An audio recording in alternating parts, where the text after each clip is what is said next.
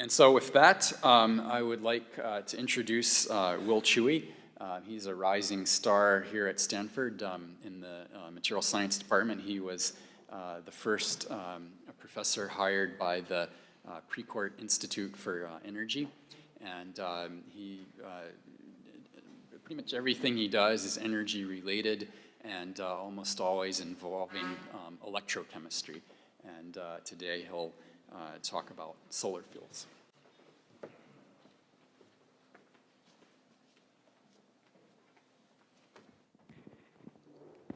Okay, Mike, thank you very much for the kind introduction, and good afternoon. Welcome back to the afternoon session.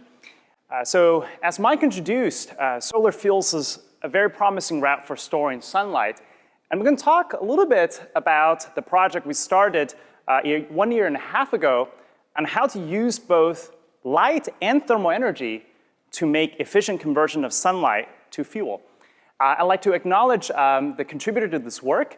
This is a collaboration, close collaboration with Nick Maloche in the Material Science Engineering Department. The students, Xiaofei Ye and Madhur Belur, have been working on this, and postdoc Liming Zhang as well.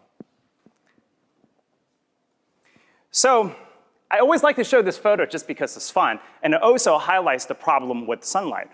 So solar energy is a funny business because it doesn't shine everywhere. It doesn't shine all the time. And if you look at the population distribution versus solar resource distribution, it's also greatly mismatched.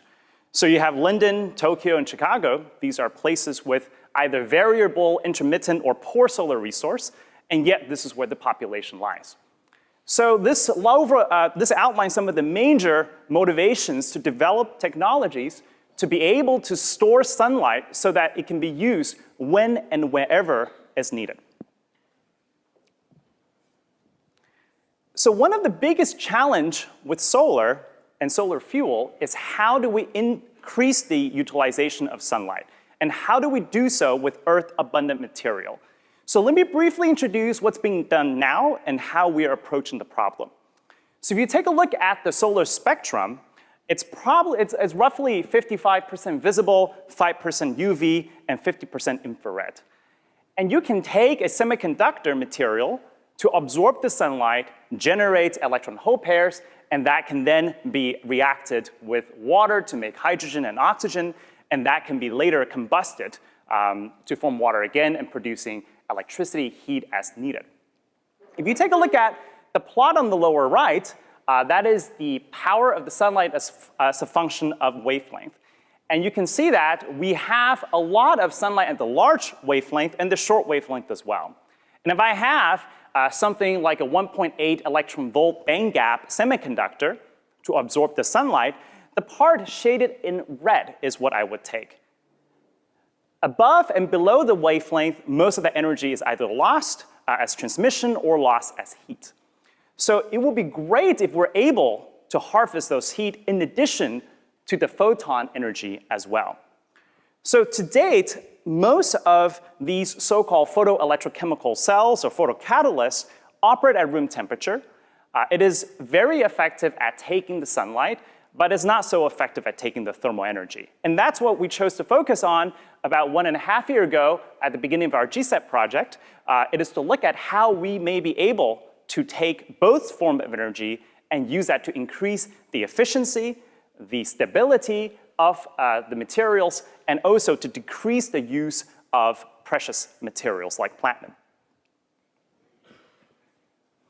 So the very first thing we did is to take a look at the economics, the efficiency. So is this a promising technology, theoretically speaking?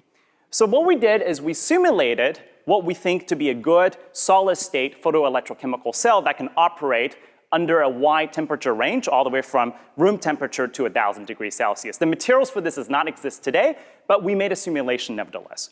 And what we found was really quite surprising. If you look at the plot on the left, that shows the amount of energy that comes from the light and that comes from heat as a function of temperature of the solar field generator. So as you go from room temperature, so use mostly what we call the electrical energy, so that's the energy that comes from the generation of electron hole pairs. But as you go up in temperature, say, for example, at 400 or 500 degrees Celsius, then you get a significant thermal contribution to the efficiency. So you can see the y-axis is essentially the efficiency you can hit. As you go from room temperature to 400 degrees C to 500 degrees C, you have a significant rise of the efficiency, and most of it actually comes from an increase in the thermal contribution to the amount of energy stored in the fuel. We also looked at as a function of material properties. So the plot on the right is a parametric plot of the operating temperature in Kelvin and the band gap of the material. And the color shows you the predicted efficiency of the system, accounting for various loss terms. And this contour plot shows that at intermediate band gap, approximately 1.8 to 2.4 electron volts, and at elevated temperature, 800 Kelvin, you can actually hit the sweet spot of the solar to fuel efficiency. And we estimated upwards of 20% as possible, which is a significant step beyond what we can do today. So with the theory understood, then we begin to explore actual material that can enable us to get to these temperatures of interest so that we can harvest both the thermal energy and the photon energy as well. One of the interesting things I would like to talk about today is how can thermal energy make existing materials better? So I show a picture here. It's rocks that's composed of mostly iron oxide. This is a material that is of great interest to the solar field community because it's abundant and it is extremely stable. It is the most oxidized form of iron. So this is a material that exists in nature. Sometimes it's called hematite. It's Fe2O3. The problem with materials like iron oxide, and another one I will talk about next, is there is not a very good semiconductor. So if you consider any photovoltaic-based process, you have to be able to absorb sunlight, then you have to be able to generate electron-hole pairs, and you have to be able to separate them, just like any other solar cell. The problem with a material like iron oxide is that the electrons and hole move very slowly in the material. So the possibility for them to come back and generate heat is fairly large. The reason why iron oxide is not a very good semiconductor is because the mobility of what we call the minority carrier, the electron in this case, is very, very low. So the electron barely moves, and this is due to a strong interactions of the electrons and the ion in the crystal lattice. So here I show you a plot of the mobility of silicon and the iron oxide as a function of temperature. And you can see silicon's way up there. It's about 10 to the 2 centimeters squared per volt per second. And iron oxide actually has mobility that is immeasurable at room temperature because it's so lousy. But what you can see, a very significant contrast between the two materials is the slope on temperature. So while silicon decreases slightly in mobility when you increase the temperature, iron oxide actually increases dramatically, exponentially with temperature. So here we propose that increasing the temperature, which comes from the incorporation of thermal energy into photoelectrochemical cells, you're able to increase the minority carrier mobility so that you can separate the charge better in the photoelectrochemical cell. I should know there are very little routes you can envision which you can improve the mobility of a minority carrier in a semiconductor. You can think about doping, but that just increases the concentration of the majority carrier. There is not another route. If you nanostructure, that's fine too, but again, you're not changing the mobility. So the fundamental limitation of these highly stable, abundant material like iron oxide is simply that the mobility isn't good enough at room temperature. So let's up the temperature and see what happens. So we first examined this iron oxide as a thin film geometry. In my group, we do a lot of fundamental research with model systems. So we use pulse laser deposition to make a very thin 30 nanometer film of iron oxide on a platinized sapphire substrate. And you can see we were able to make very, very high quality structure. This is a little bit in contrast with the nanostructure that you see with PECs, but this allows us to control the morphology perfectly. And what we did next is we designed an apparatus not only to control the light incident on the cell, but also to control the temperature among various other things. So the setup on the left shows that we have a thermostatic controller, a water bath basically, to set the temperature of the cell.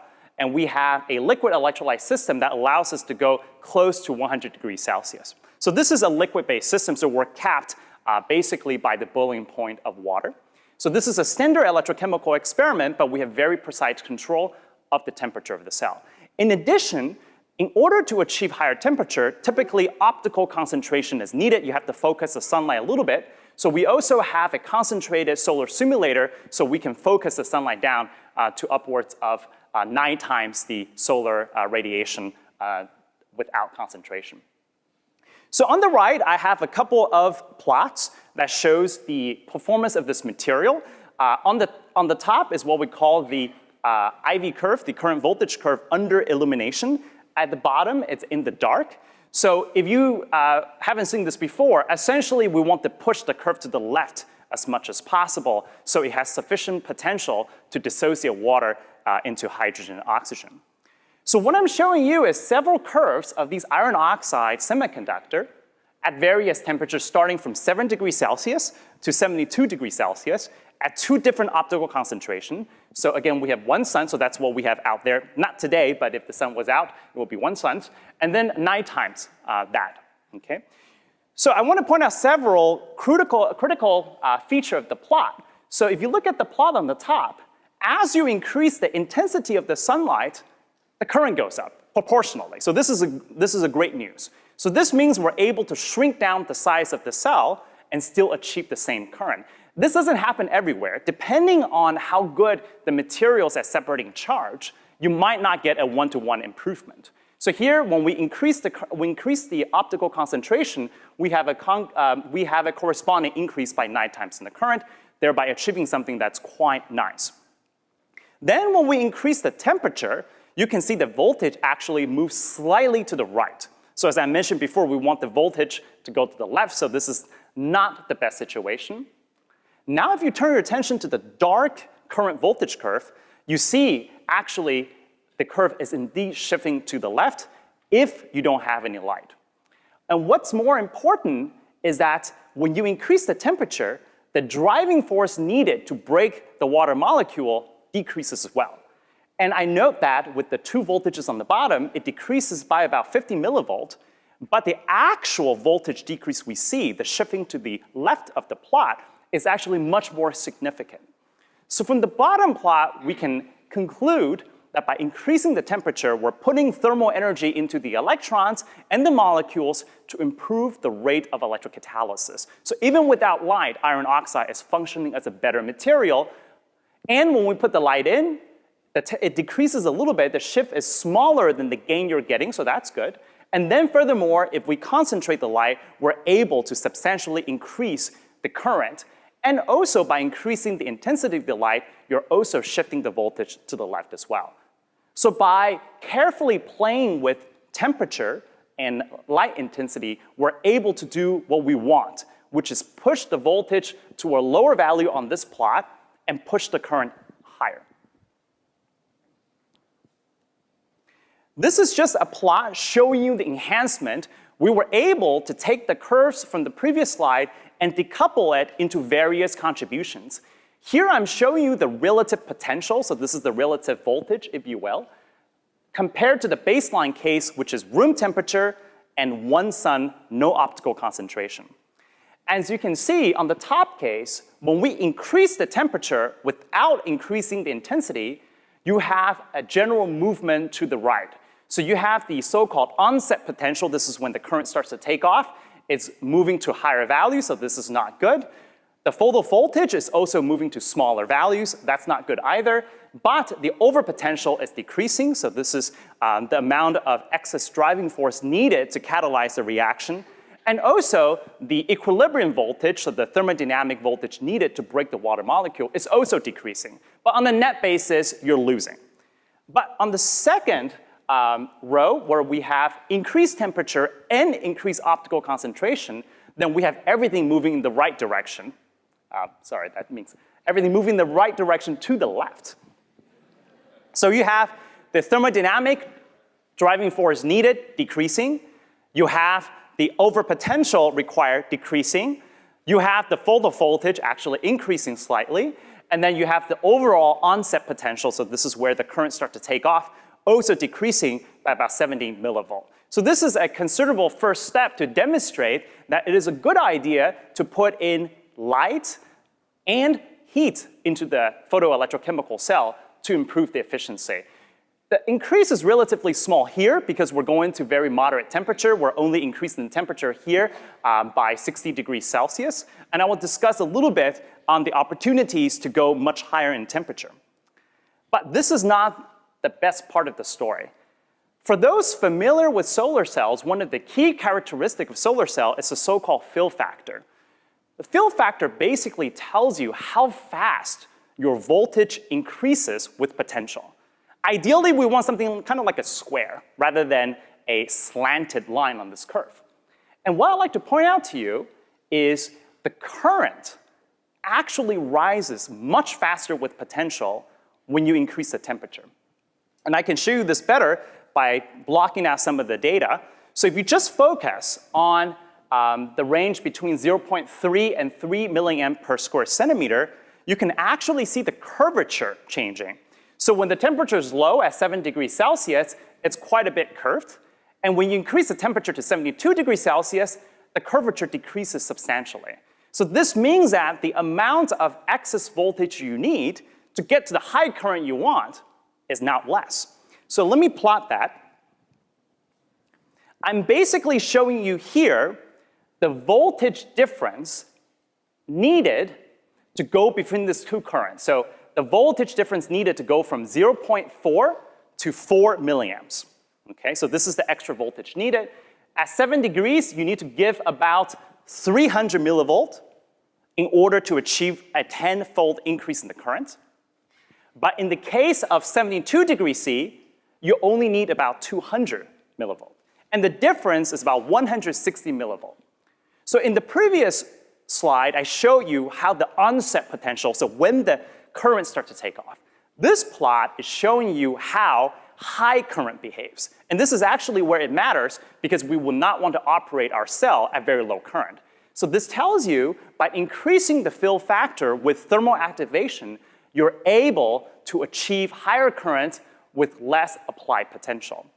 And the reason for this, we have shown, is due to the increased, much improved mobility of the minority carrier in iron oxide. So we're better able to separate the charge, and that's leading to a much faster rise of the current with voltage.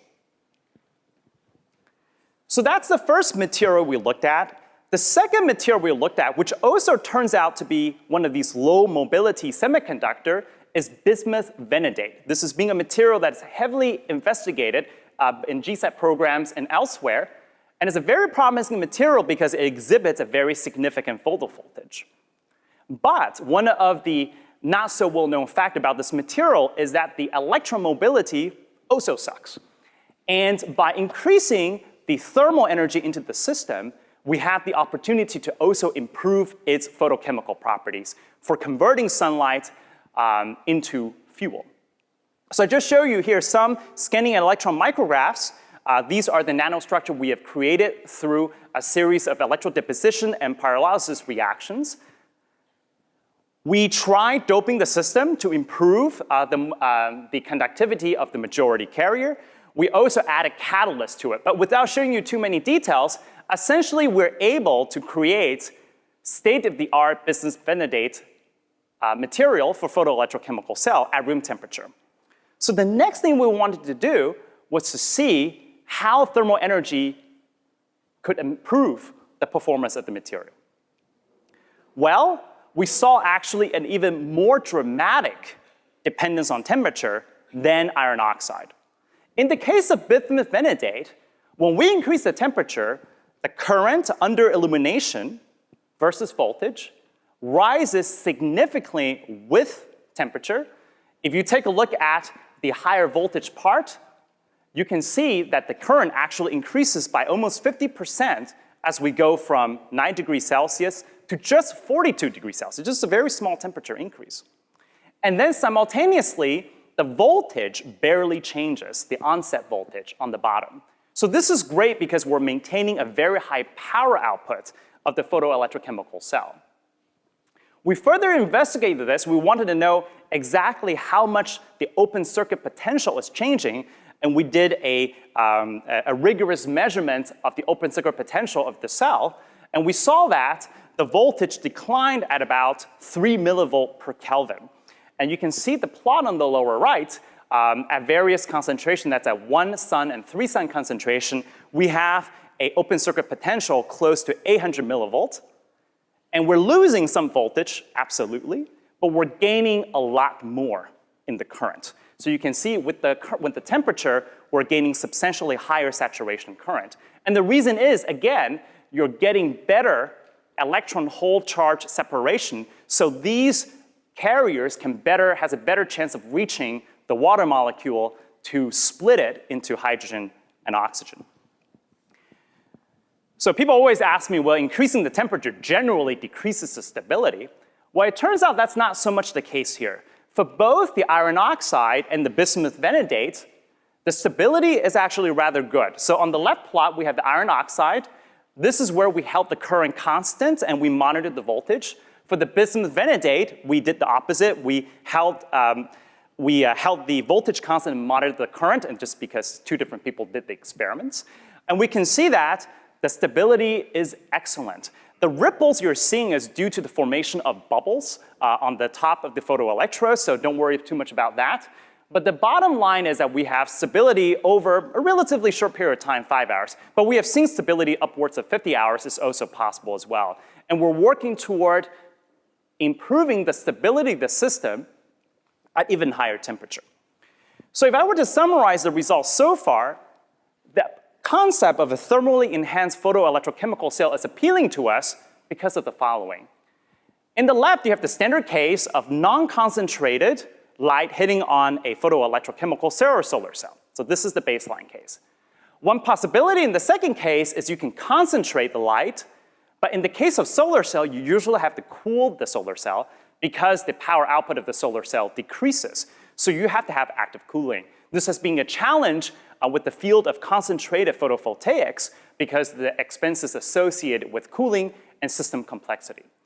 What we show here is the third case. With photoelectrochemical cell, it is not necessary to cool it. In fact, we wanted to heat up because the extra thermal energy can improve the total current and the voltage output of the cell, and therefore improve the efficiency of sunlight to fuel processes. So this is my last slide. All is great. We can go up to about 100 degrees C, but then water boils, then we're out of luck. So actually, the main thrust of our GCEP work is to look at how to take the liquid cell up into a solid state cell in which the temperature can go far beyond 100 degrees Celsius. So we essentially take the liquid electrolyte and replace it with a solid electrolyte. That can go much higher in temperature. These are typically ceramic materials. And then to achieve the type of temperature needed, say 400 or 500 degrees Celsius, this is where I showed the efficiency simulation to exhibit the highest value. We will need also some sort of solar concentration system as well, and I showed just one possibility of using a heliostat field, and we're working very closely with industry to think about a system-level implementation. So with that, I would like to conclude. I've showed you some preliminary results of liquid cells with significant improved efficiency just by modulating the temperature. And I also show you the possibility here to go much higher in temperature. So next year, I hope to share results on the solid-state cells, which we can hopefully achieve efficiency that matches our predictions. And with that, I'd like to acknowledge the support from GCEP, its sponsors, and also the Precourt Institute for Energy. And thank you for your attention.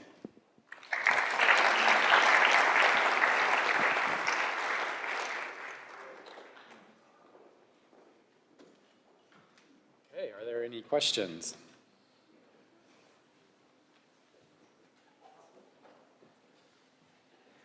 Very nice, very interesting.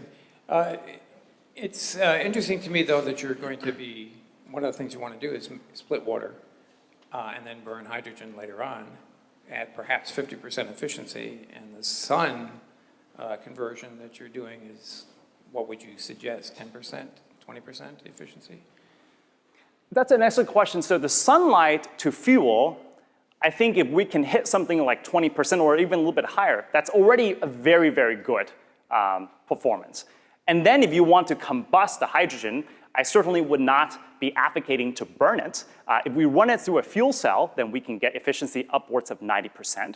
But once you have hydrogen, it serves as an excellent precursor molecule to do other things as well. For example, we can perform hydrogenation of carbon dioxide. So that could be one route toward making liquid fuel. So hydrogen is just a starting point. And I should also emphasize the type of chemistry we're exploring is not limited to only water and hydrogen. We're also pursuing very strongly CO2 chemistry, so we can reduce CO2 to carbon monoxide. Again, that is a precursor.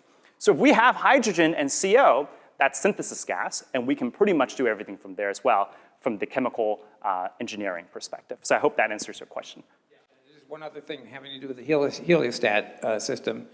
If you do that, the purpose there is to generate electricity or still to generate hydrogen?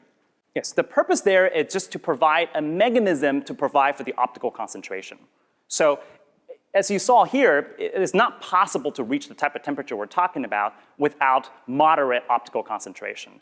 And here we are envisioning that we can pick it back onto development of existing solar concentration technology, and the cost is decreasing every day in the solar thermal electricity generation. So the vision I would have is that part of the solar thermal plant will be generating electricity during the daytime, the other part of it will be generating fuel.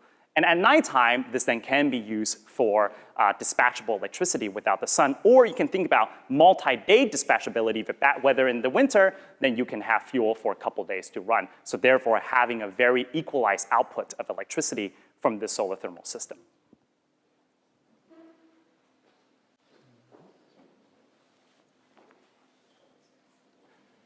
A very good talk. Now, your quantum yield at this point is very low. Very low.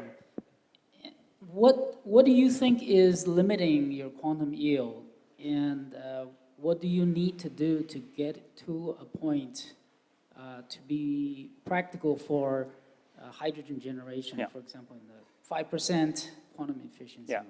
Well, actually, in our bismuth vanadate work, the quantum yield is already very good. We're comparable to the best reports in literature. Actually, in this case, the main problem is the voltage. Because the voltage naturally declines with temperature, so we always have to make sure we have enough voltage input, and we don't want to have to put in extra voltage into the system.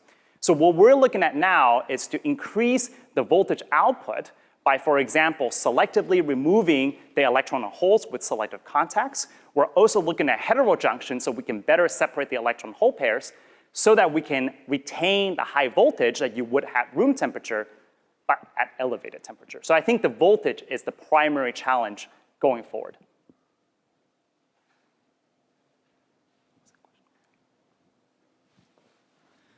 Hi, Will. Excellent Andrew, presentation. hi, thank you. I was wondering if you could comment on the use of catalysts or not at higher temperature, and your thinking on why you would or wouldn't want to use them, and maybe the effect on stability as well.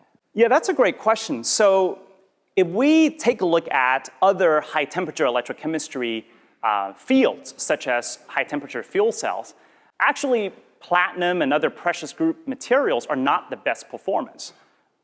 It turns out metal oxide, inexpensive metal oxide catalysts are the best at high temperature, not the precious materials. So I foresee that the catalyst use will be non-precious, it will be quite low, and because they're metal oxides, mostly refractory, high melting point metal oxides, the micro nanostructure will be extremely stable at high temperature. So there we can draw from the deep expertise within the high temperature electrochemistry community to try to build up an earth-abundant catalyst system for our photoelectrochemical cells. Okay, let's thank Will for an excellent lecture. Thank you.